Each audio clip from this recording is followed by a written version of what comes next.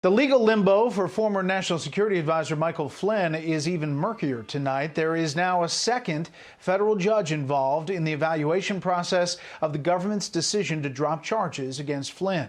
Correspondent David Spunt is at the Justice Department again tonight with an explanation. Former National Security Advisor Michael Flynn's wait for freedom just got extended a week after Attorney General Bill Barr announced his intent to drop the case. Despite the prosecution and defense now in agreement, Judge Emmett Sullivan has the final say, and he's in no rush to rule. Yesterday, Sullivan appointed former federal judge John Gleeson to argue against dismissing the case.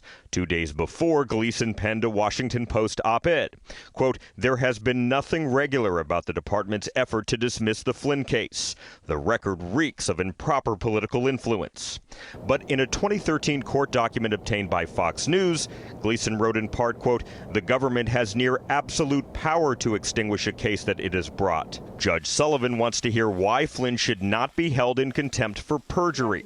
He lied to an FBI agent, pleaded guilty twice, but announced his intention to withdraw the latest plea. But Sullivan's latest move could actually help Flynn with a presidential pardon, especially if the president loses re-election.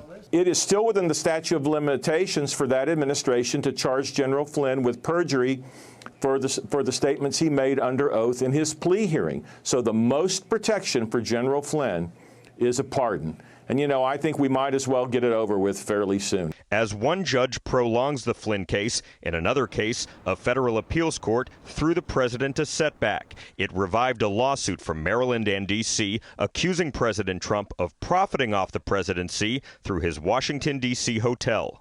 The president's personal attorney and a Department of Justice spokeswoman said they'll take the case to the Supreme Court. Brett. David Spunt outside DOJ. David, thanks.